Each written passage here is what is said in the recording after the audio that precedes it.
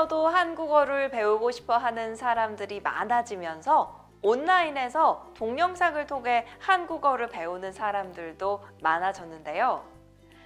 따로 시간을 내서 한국어 교실이나 한국어 학당에 가는 것도 좋지만 집이나 회사에서 동영상으로 한국어를 공부할 수 있는 세종 한국어 회화.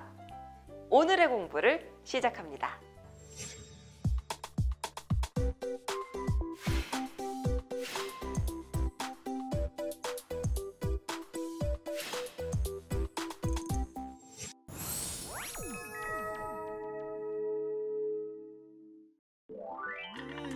네덜란드에서 일한 지는 얼마나 됐어요? 온 지는 조금 됐는데 가이드 일을 시작한 거는 최근이에요. 두 출연자의 대화 장면을 보셨는데요. 오늘 수업에서는 일상생활에 대한 이야기를 해볼 거예요. 구체적으로 어떤 어휘와 표현들이 사용되는지 생활 속 대화 모습을 함께 보시죠.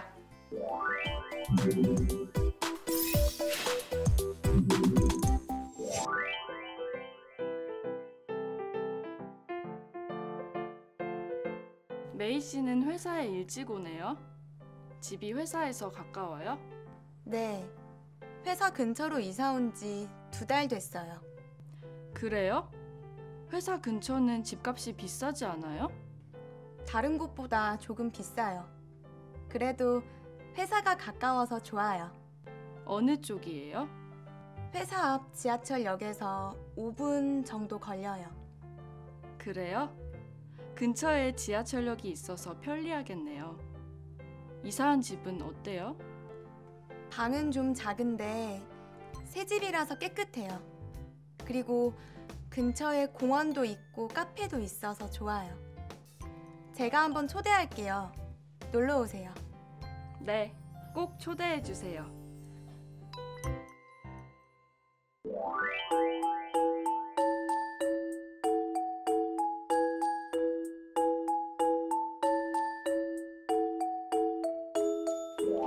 수미와 메이가 출근 시간에 사무실에서 하는 이야기를 들으셨는데요.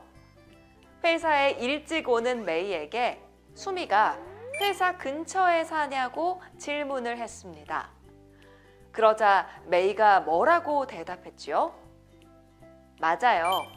회사 근처로 이사 온 지 2달이 됐다고 했어요.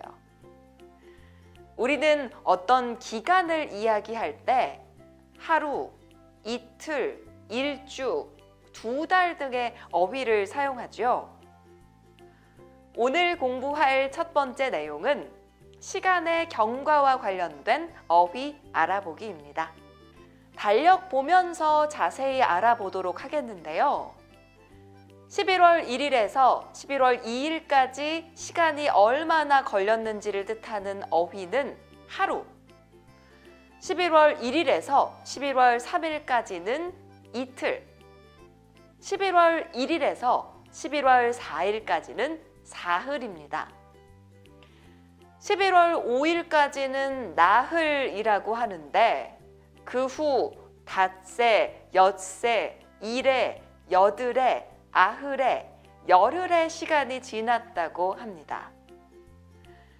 이때 하루, 이틀, 사흘, 나흘 정도는 사람들이 자주 이야기하지만 닷새, 엿새, 일에, 여들에, 아흘에, 열흘 등은 앞에 있는 것들보다는 자주 사용되지 않습니다.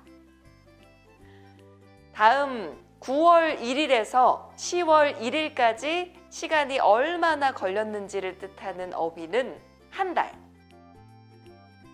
그 다음 달인 11월 1일까지는 2달 또는 2개월. 그 다음 달인 12월 1일까지는 석 달 또는 3개월이 지났다고 합니다. 또 2018년 1월부터 2018년 12월까지 12개월을 이야기할 때는 1년, 2018년부터 2019년까지의 24개월은 2년, 36개월은 3년이 지났다고 이야기합니다. 이제 여러분도 얼마나 시간이 지났어요? 라는 질문에 잘 대답할 수 있겠죠?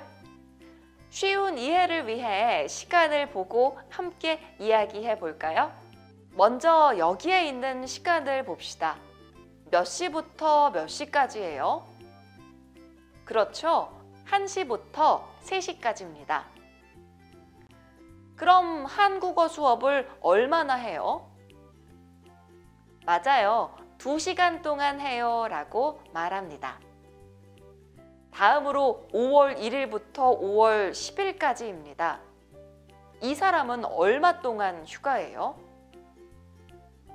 네, 맞아요. 열흘 동안 휴가예요. 다음입니다. 와, 이번엔 기간이 조금 기네요. 9월 7일부터 11월 7일까지예요. 이 사람은 얼마 동안 병원에 있어야 해요? 맞아요. 2달 동안 있어야 해요. 모두 잘하셨는데요.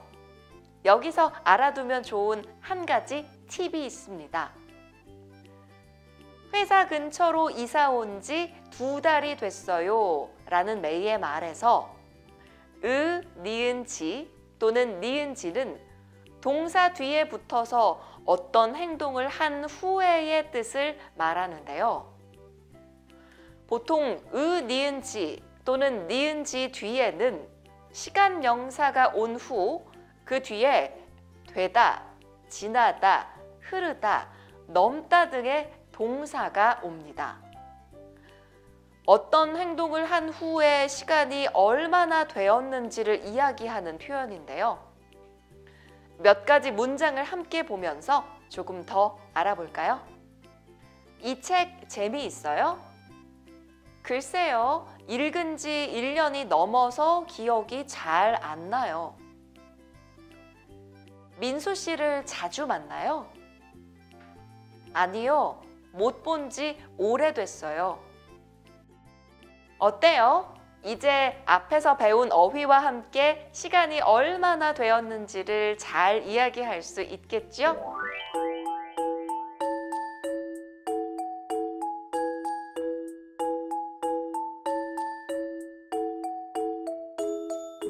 계속해서 두 번째 표현을 배워봅시다. 메이가 이사한 집은 회사 근처라서 다른 곳보다는 조금 비싸다고 했어요.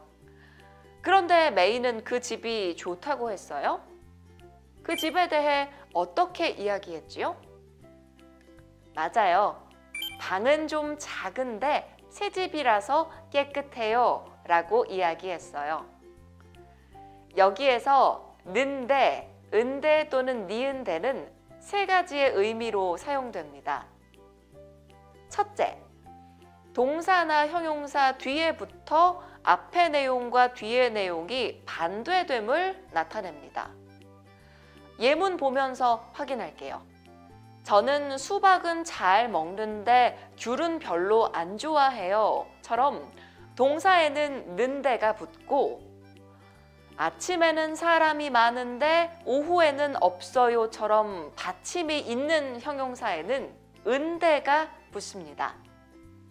또 평일에는 바쁜데 주말에는 한가해요처럼 받침이 없는 형용사와 멀다, 길다와 같은 리을 받침의 형용사에는 니은데가 붙습니다. 다음 는데, 은데 또는 니은데의 두 번째 의미는 저는 한국 사람인데 김치는 잘 못 먹어요와 같이 뒤의 내용이 앞의 내용으로 예상할 수 있는 것과는 다른 상황임을 말할 때 사용하기도 합니다. 이때 한국 사람처럼 명사와 함께 사용할 때는 인데가 사용됩니다. 유진은 키가 큰데 농구를 잘 못해요와 같은 문장에서도 이 표현을 사용할 수 있겠죠? 는데, 은데 또는 니은데의 마지막 세 번째 의미는 말할 내용의 배경이나 상황을 나타낼 때에도 사용될 수 있다는 점인데요. 보통 앞에 오는 부분의 내용보다는 뒤에 오는 내용에 초점이 있습니다. 제가 갑자기 정말 재밌어요 라고만 이야기하면 뭐가 재미있다는 말이지? 무슨 이야기를 하는 거지와 같이 의문이 생길 수 있겠지요. 그래서 앞에 이 표현을 사용해서 함께 이야기할 수 있습니다. 요즘 이 책을 읽고 있는데 정말 재밌어요. 그러면 요즘 읽고 있는 책에 대한 이야기를 하고 있구나 하는 상황을 알 수 있어요. 오늘 공부는 여기까지입니다. 오늘 우리가 배운 어휘와 표현들을 기억하면서 두 사람의 대화 모습을 다시 한번 볼까요?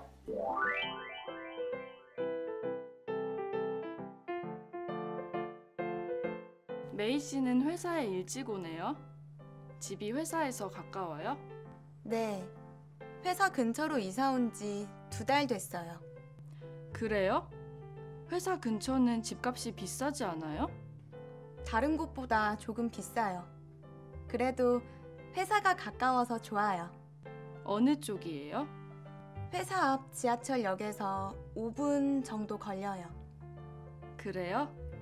근처에 지하철역이 있어서 편리하겠네요. 이사한 집은 어때요? 방은 좀 작은데 새 집이라서 깨끗해요. 그리고 근처에 공원도 있고 카페도 있어서 좋아요. 제가 한번 초대할게요. 놀러 오세요. 네, 꼭 초대해 주세요. 세종 한국어 회화 그새 마칠 시간입니다. 앞으로 2단원밖에 남지 않아서 아쉬움이 큰데요. 남은 시간이 많지 않은 만큼 다음 시간에도 꼭 함께 해주시길 바라며 여기서 인사드릴게요. 안녕!